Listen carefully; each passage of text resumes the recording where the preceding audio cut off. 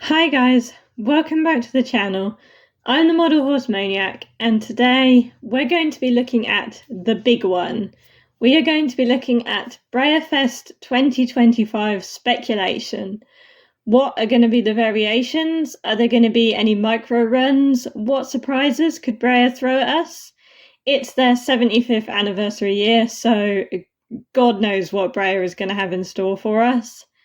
So this is part one of two parts. Today we're going to be looking at the variations only. I'm going to cover the surprise horse speculation in a second part because I have a lot of opinions about that and I've done a lot of research. So this part is going to be long enough without me talking about the surprise horse. And a quick disclaimer before we get started that I don't have a clue what's going to actually happen. And I'm not the greatest at predicting models. Last year, girls run the world, the surprise horse. I was convinced it was going to be the Arabian mare. I was telling everyone I know it was going to be the Arabian mare, and it was Winx. So, this is meant to be a little bit of fun. Don't get mad at me in the comments when you find out that I was completely wrong in a few months' time. So, let's get started. So, to start with, let's get the easy bit out of the way. Let's do models that I don't think are going to have any sort of variation. Obviously, nothing is certain in the world of Breyer, but these have never had any variations before. These are the celebration horse, fish, the event stablemates, and also, more importantly, the limited edition models, which in this year is Sapphire, Nightlife, Game Day Surprise, Bow and Arrow, and the Best of Breyerfest set. I've seen a bit of speculation about what the variations of these models are going to be, but based on previous experience, there's not going to be any, because these are based on real life horses. So it would be weird, like for example, it would be weird if you took Nightlife, which is a black Welsh cob, and then made a chestnut variation out of it because the real horse is actually black. And the best of Breyerfest models are based on models from previous years' Breyerfest, like raffle models and surprise models. So they're, you know what they are. They're not going to do any variations on these. Yeah. So now that we've got that bit out of the way, let's move on to the more interesting territory with the online-only traditional and stablemate models. So for this portion of the video, I'm going to do a little bit of a deep dive into what Breyer have done in the past. So we're going to look at Breyerfest from 2022 to 24, as this is when the online models were first introduced. Thank you, COVID. So for the online traditional models in those years, 2022 was the Rhenish Draft, which was a gloss matte split, 65% matte, 35% glossy. 23 was Studebaker, which was a colour split, 90% Palomino Pinto, 10% Blue Deco Pinto. And 2024 was Blue Zeus, which had no variation. So, to sum it up, it can be a bit random. It's been different every year. And this year's online traditional model is Hoopla on the Bristol mould with loose mane variation. So as we saw with Blue Zeus last year, I think that there is quite a strong chance that there will not be a variation for this model. I think he will certainly be popular enough without the added appeal of a variation to help sell more models. The Bristol mold's already very popular. He's a loose mane Bristol, which we haven't seen on many previous releases. We've seen it on like Jump and Drive from a couple of Breyerfests ago and like Peregrine, the Collectors Club exclusive. But this means that customizers are going to be after him, as there's not been any other sort of medium to high run models with the loose mane for them to customize. And collectors like me are also going to be after him because I much prefer the loose mane variation. So yeah, I can see him being another Blue Zeus where they don't need a variation to sell more copies of him. But it is worth noting that the mold does have a braided mane variation, and a mane variation has not been seen on an online traditional exclusive yet, which keeps with the theme of it being totally random and different every year. Obviously, there's always the potential for a matte gloss split or for a cool colour variation like Studebaker. But I think and hope that this guy will not have any variations. I think he's more than popular enough to sell out without Breyer bothering with a variation. But but maybe that's just wishful thinking. It would be very good for my wallet. So now let's move on to the online stablemate exclusive. So we'll just have a quick look at the history again. 2022 was Torlini, the weird football Clydesdale that had no variation and was quite unpopular, I think. 2023 was Buggy, which was a colour split, 90% Bayron, 10% Pearly Gold Deco. And 2024 was Wild Things, which was also a colour split, 65% Palomino, 35% Metallic Green Decorator. So the online stablemate model this year is Shindig. And based on the fact that the last 2 years have seen a colour split on this model between a natural and a decorator, I think this is a real possibility, especially as the mold does not have any mane or tail variations that we know about. I hope the split is more even like it was last year, where it was 65%, 35% instead of being like 90-10, because it just gives more people the chance of getting the model that they want. And I think from the perspective of Breyer, as trying to sell models, it makes a lot more sense making the online stablemate a variation rather than the traditional online exclusive, because people are much more likely to chuck a $15 stablemate into their carts or buy doubles if there's the chance of pulling a variation. Because if you pull the common variation multiple times, you've only spent $15 a piece and not $75 as with the traditionals. So in conclusion, I think there's a good chance of a colour variation, with it being split between a natural colour and a decorator again. And now we're going to move on to the much more complicated business of trying to predict all the special run variations, as well as trying to bear in mind that this is an anniversary year, so Breyer could pull some serious stunts with variations. So we'll start off again by looking at the history of special run variations. Again, for this section, I'm going to use data from 2022 to 24, as 2022 was the first year Breyerfest models were split into limited editions and special runs in the same way that they are now. So in 2022, there were 8 traditional scale special runs, excluding the surprise horse. He's a separate video coming later. Out of these 8, 2 of these had variations. We had Larder, which was a gloss matte split 50-50, and Marzipan, colour variation 50% Palomino, 50% Bay. 2023, Breyer went nuts. I don't know what Breyer was on. It wasn't any sort of anniversary year or anything, but again, there were 8 special runs, excluding the surprise, but this time 7 of them had variations. So very quickly, we had Arabia, colour variation, 90% black Sabino, 10% rose grey Sabino.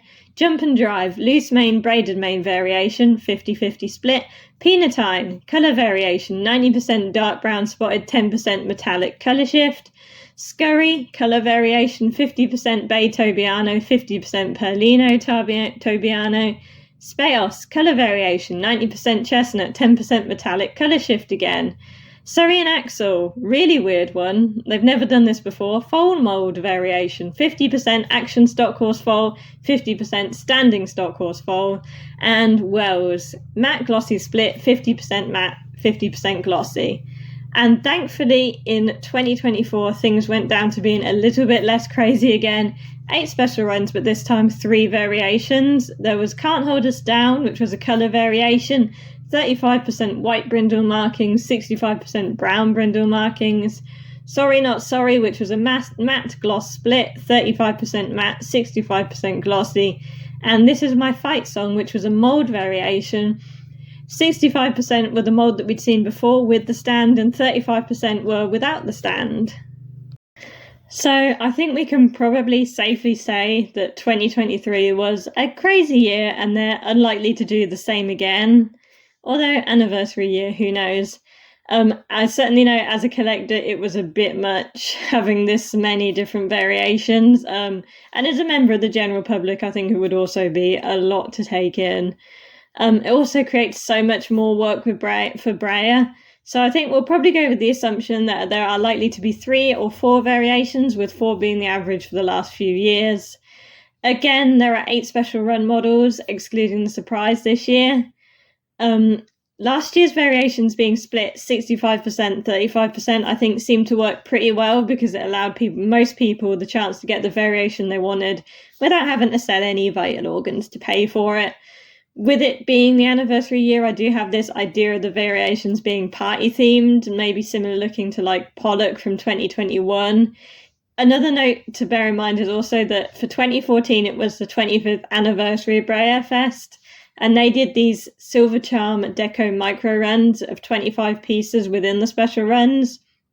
So maybe we can expect micro runs of 75 this year, or 750 would be nice to be more attainable. I randomly Googled it, and diamond white is meant to be associated with 75th anniversaries, so maybe some sort of diamondy themed micro runs. And another thing that is worth noting is that usually the different variations are split into one color variation, and this color variation usually happens on ponies with two colors like Pintos and Appaloosas, because it sort of ties them together a bit. Otherwise you just end up with two models that look completely different but are apparently the same. One matte gloss variation, which is usually on a model that's advertised as a matte and then turns in, oh, look glossy, and one mold variation. So let's have a look at the models from this year, and we'll get started with Get This Party Started, which is on the Croy mold. I can imagine this gal having the colour variation. I think she'd look really cool as a decorated Pinto, like maybe party coloured like blue or pink or gold or silver. It is interesting, I saw quite a bit of chatter about this, that the VIP swag bag has a badge in it that has a blue Pinto variation of this mould, so this could potentially be a hint. I think that would look really cool, but it is also worth noting that the same pin collection also has the celebration horse in red, which, as I stated earlier, I think is unlikely to happen. But she would also look really cool as some sort of natural colour split, like a chestnut or a bay. She doesn't have any mould variation that we know about, so unless they made a new one, I can't see it being that, which is what they did last year, so they could do that. But this is not an old mold, but an older mold now. Like the mold they did it on last year was a pretty new one from like 2023. So yeah, I think my bets are on this gal being the colour variation. And then we have Let the Good Times Roll, which is another one that I think has a high chance of being a variation.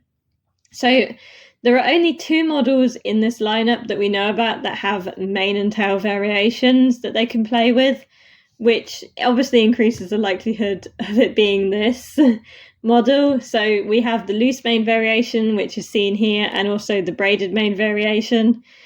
This is not good news for me as a conqueror of this mold, but I do see this probably being the most likely mold of those two models that they're going to use for the mane tail variation if they decide to do that this year. This could also have some sort of micro deco run. It looked really cool again in like those same party themed, anniversary themed colours. I don't think it would be the gloss matte split, as mostly, apart from Sorry Not Sorry last year, which was an exception, they usually turn models advertised as matte into glossy, not gloss ones that are advertised as glossy into matte. But I think he'd look really good in matte. But yeah, I think this guy's my bet is on this being the mane and tail variation. Then we have Good Times and Great Friends. I can't really see a variation happening on this one. Again, it's unusual for models sold as glossy to be the gloss matte variation. Although again, like last year, they can do that, but usually it's the other way around. So I can't really see it being that. I also can't see them doing that foal swap stuff like they did with Sorry and Axel, because I don't think it was that popular, and there aren't any other obvious candidate foals that you would swap out to put with the mare on this one, because this is an iconic set. At least with Sorry and Axel, you have two. It's one of the rare examples, if not the only example, where you have two action stock horses to put with the Lady Phase mold, so I can't see them doing that again. These guys are going to be perfectly popular enough as it is. Again, some sort of micro run potentially, like a Wedgwood blue or a solid gold would be really cool. I have this idea that Breyer could do micro runs based on like the iconic 60s decorators. So that's where I keep going with that. But I don't think this model, in conclusion, is going to be one of the big 3 variations. Then we have the ties that bind us. We don't usually have a traditional size deco, so there's no real past history to look back on to see where they could go with this model. My idea of decorator micro runs doesn't apply to this because it's already a decorator. And I can't see it being a variation because I can't see them turning a decorator into a realistic model, and we don't have any known like main tail variations or anything. So I think this guy will most likely not have a variation. Next up in the lineup, we have YOLO on the Gypsy Vanna mold. So he is the other mold, other than the show jumping warm blood, that has a known mane and tail variation. But he is a lot more complicated, as for him, it's like a whole mold variation. He's this weird one. He comes from this weird, like, early 2010s where, like the Arabian mare, they went through this phase of changing the mold a lot, like not just changing the mane and tail, but changing like the neck, the head, the leg positions as well. So that would be quite a big change. And I hope this guy doesn't have a variation. I think he could potentially be the matte gloss split, but I really like the matte. He's one of those models that I think he could look a bit iffy and glossy, like it could turn him a bit greeny or yellowy. But they could also do this. They've done that before. But yeah, there's also, as I said, different mold variations to play with on this model, which would be interesting, but that would be quite a big change. And I think in terms of like color variations, micro runs, it's difficult to see him as any of that because, as I said earlier, they're usually on like Pintos, Appaloosas, whereas if you do it on a horse like him, you end up with, it just looks like 2 different models. Then we have Hats Off to You. Could this be another Deco micro run? My wallet really hopes not. But I think that's probably the biggest chance for this one. It's the only iconic vintage mold in the lineup, which like proper true vintage, which like it seems a bit ridiculous for the anniversary year, but anyway, he already has a slight variation as in that he comes with 2 different hats, so I can't really see him being an obvious contender for having another variation unless it is some sort of special little micro run of like 75. Then now we're up to Future is Bright. So this is the matte mold that I think has the most chance of being glossified, if that's the right word. And I think that would be the right choice. I think this Palomino will look super nice in gloss, and would look a lot better than YOLO could potentially look.